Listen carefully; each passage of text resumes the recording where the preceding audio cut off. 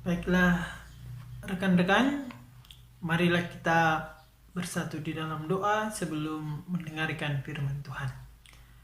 Ya Allah Tuhan yang bertahta di kerajaan surga, kami mengucap syukur atas kehidupan yang Tuhan berikan kepada kami. Ya Tuhan Allah, sebentar kami akan merenungkan firman-Mu. Kiranya naungilah setiap hati kami, sehingga kami dapat mengerti dan menjadi pelaku-pelaku firman-Mu dalam kehidupan kami sehari-hari. Di dalam nama anak-Mu Tuhan Yesus Kristus kami telah berdoa. Amin.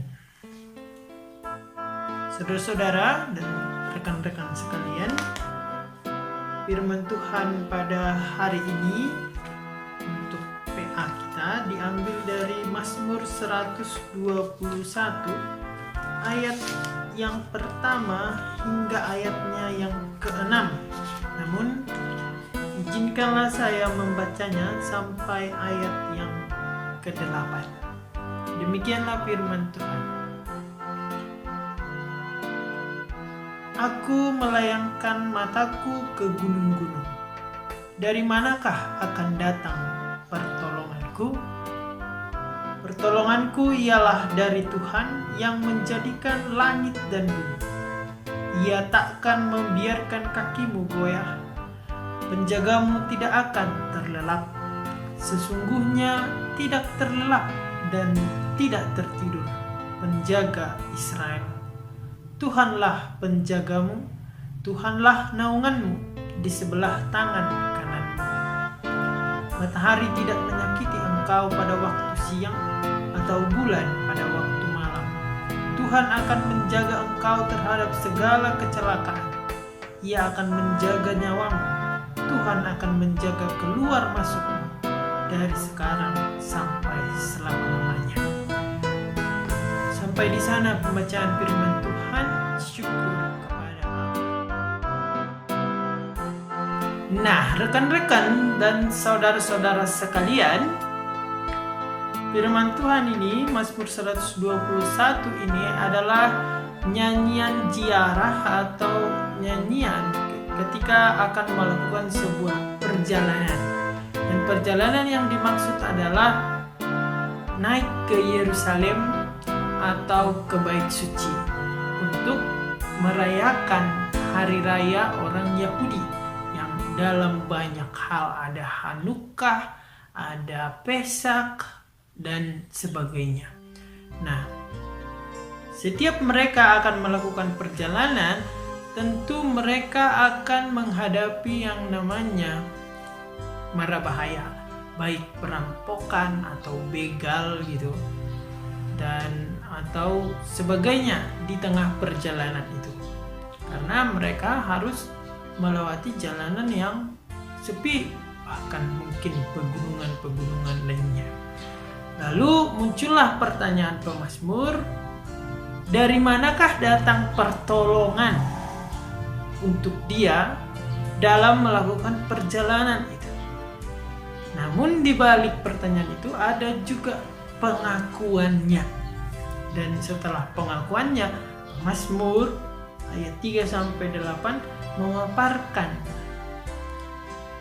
bagaimana Tuhan menjaga perjalanan itu dan menjaga hidup pemazmur.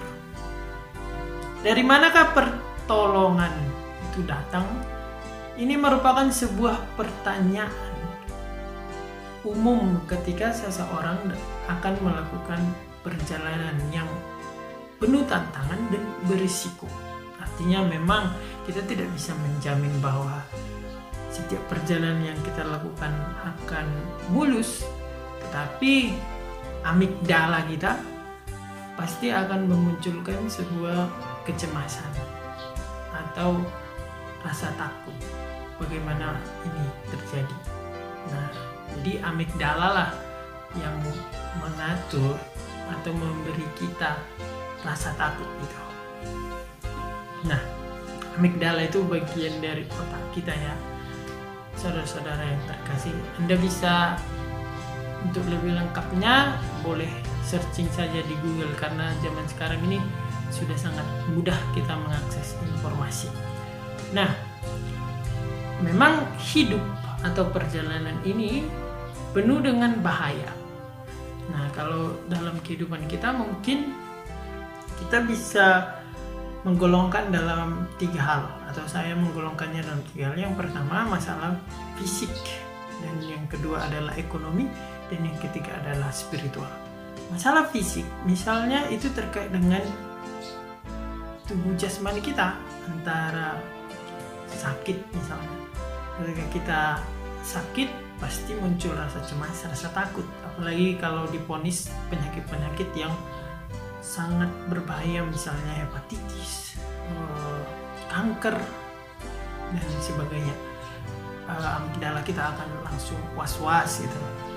Makan pun mungkin kita akan berkurang, emosi kita tidak stabil, mungkin akan lebih suka marah-marah, karena ketika divonis sesuatu yang mengerikan pasti itu muncul rasa cemas, rasa takut, emosi tidak stabil, dan sebagainya.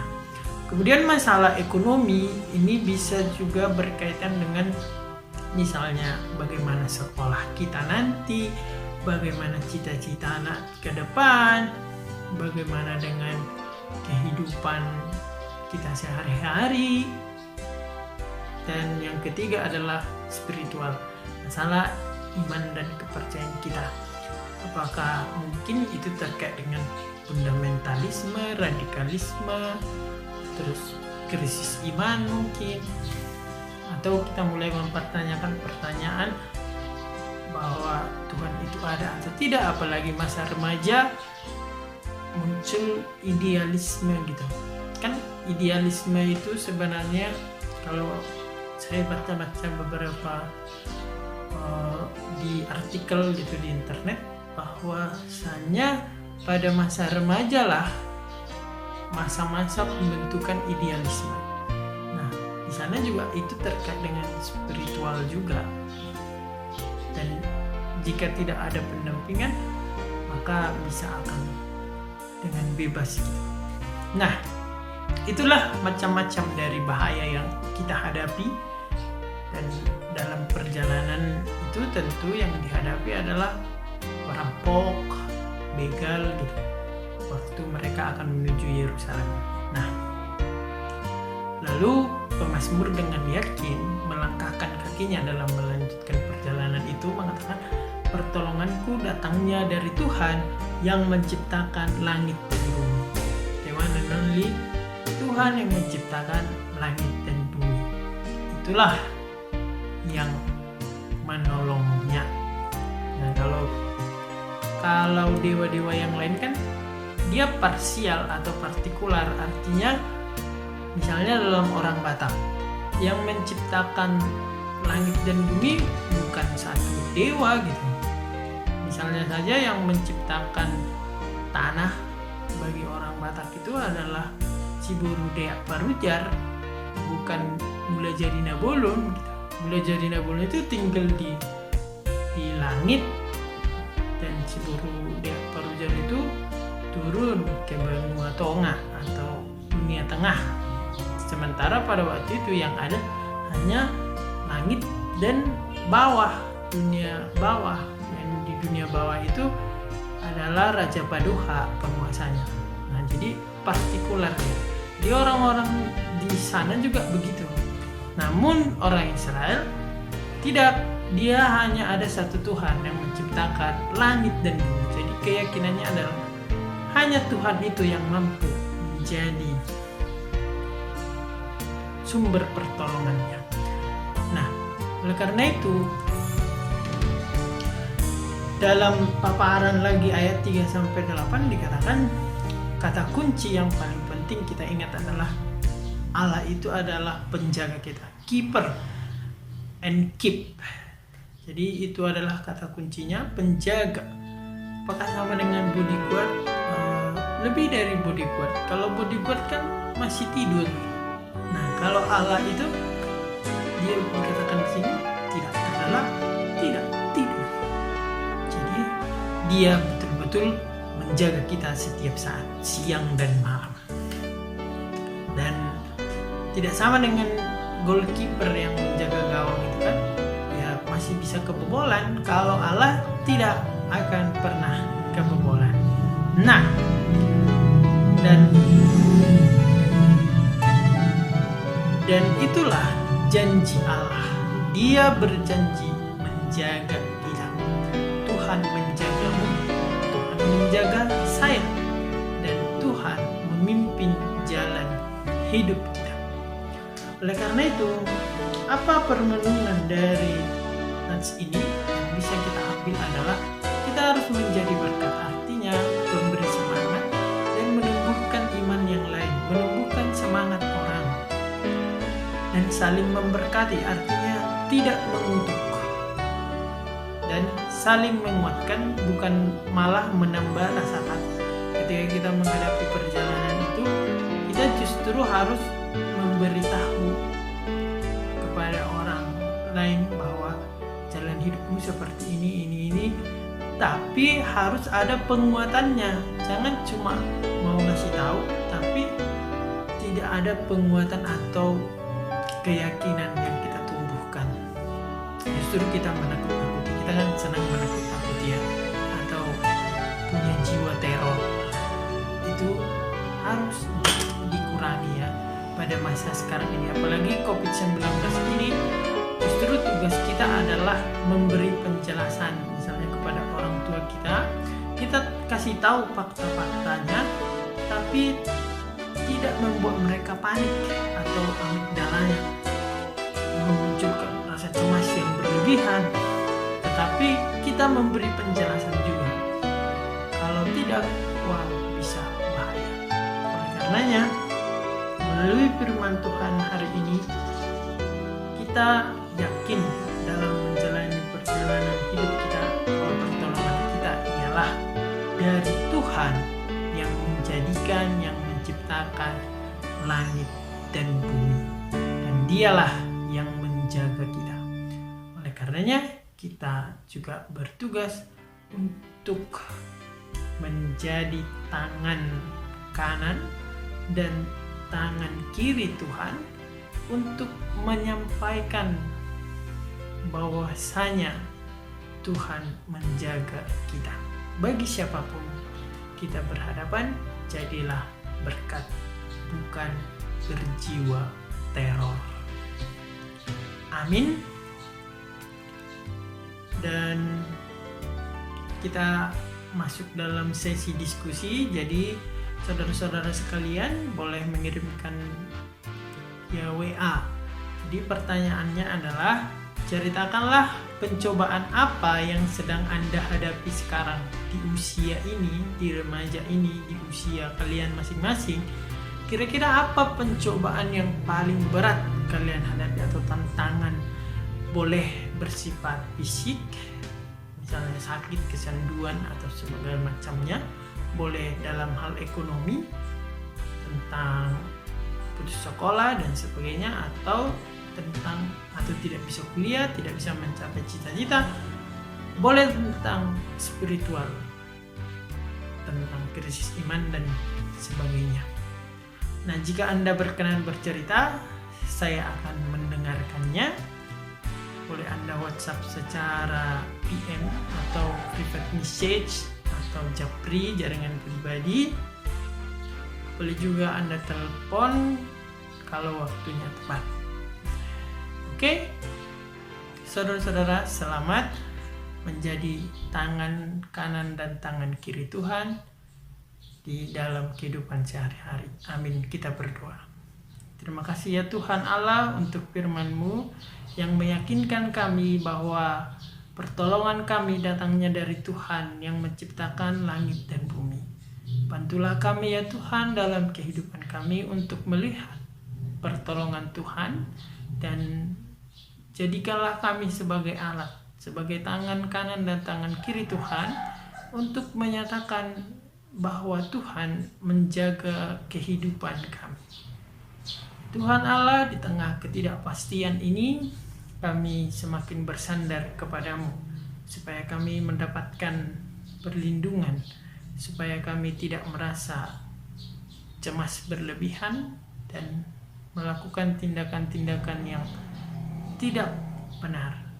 Ajarlah kami ya Tuhan untuk tetap dapat mengolah setiap rasa takut kami di dalam kehidupan ini.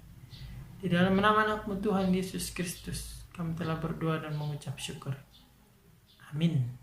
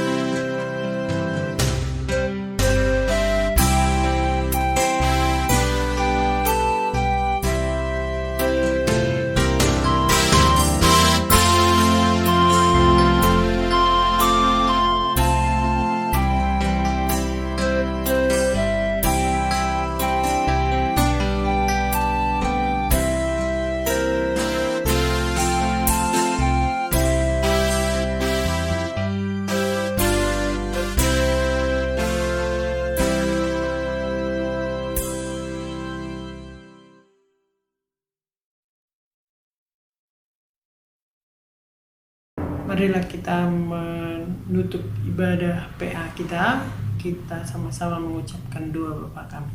Bapa kami yang di surga, dikuduskanlah nama-Mu, datanglah kerajaan-Mu, jadilah kehendak-Mu di bumi seperti di surga. Berilah kami pada hari ini makanan kami yang secukupnya, dan ampunilah kami akan kesalahan kami, seperti kami juga mengampuni orang yang bersalah kepada kami. Dan janganlah membawa kami ke dalam pencobaan, tetapi lepaskanlah kami daripada yang jahat. Karena Engkau punya kerajaan dan kuasa dan kemuliaan sampai selama-lamanya. Amin. Anugerah dari Tuhan Yesus Kristus dan pengasihan Allah Bapa dan persekutuan Roh Kudus kiranya menyertai kita semuanya.